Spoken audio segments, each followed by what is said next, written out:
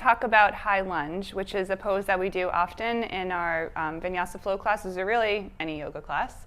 So we just wanted to talk about how the position of the pelvis is going to change what you're feeling in the hip flexors, and one of the main goals of taking our lunge pose or practicing it is to open our hip flexors. So Kajsa is going to start in what we call a low lunge with the knee on the ground, because there's a million different lunges. So you can come to hands and knees and then step 1 foot forward. And then you can lift your hands up onto your blocks. And if you're tighter, you might not even want blocks. You might want to lift your hands all the way up onto your thigh bone. And so we're trying to get that opening in her left hip crease to open up. So most of us are pretty tight in our hip crease because of all the sitting that we do. So it can be a little bit of movement to create a ton of stretch there.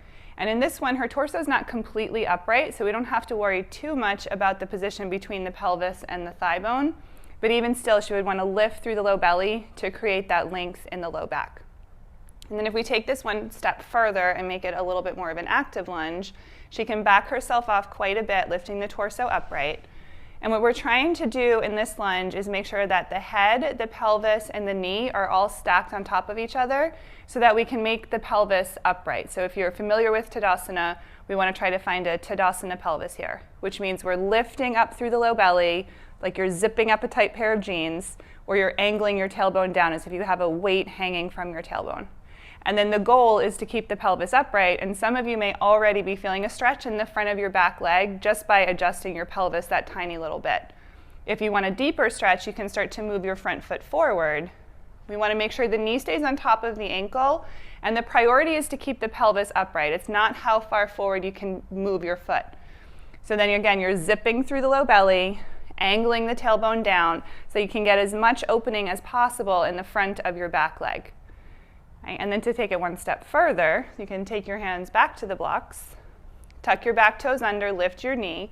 And before we lift the torso all the way upright, you might want to adjust your stance so that you feel balanced, so you're not going to be dealing with balance while you're working the actions of the pose. So you could either shorten your stance or heel toe the right foot off to the right. And then Kajsa will take her hands to her hips. As she lifts her torso upright, she bends the back knee deeply so that she can keep that length in the low back. Right? So the first thing we want to be aware of is not crunching into the low back. And then you want to zip up through the low belly again. And without letting your pelvis tip forward, you might be able to press your left heel or your back heel back without letting everything spill forward. So if your body does spill forward, that's an indication that you've gone around the hip flexors to come into the basic shape of the pose, but without actually working the actions of the pose. So it's sort of a missed opportunity while we're in our high lunge. And you can take your hands back to the blocks. So another lunge that we often practice, which in my mind is more waking up your core than it is about opening the hip flexors, is this diagonal lunge, or that's what we call it because we're trying to keep a diagonal line or straight sloping line from the crown of the head to the back heel. And when we're in this diagonal lunge, we no longer have to worry about the low back because our torso is not at all upright. We're still trying to lift through the low belly to create support in the low back and then drive the heel back. So the other thing that we get to do in this diagonal lunge is really straighten into the back leg because, again, we don't need to worry about the low back. So lower your knee down, then just make your way back to your child's pose. So what's important in this lunge, or really in all of our poses, is that we're working the actions, like I said, and not just coming into what we think is the illusion of the pose.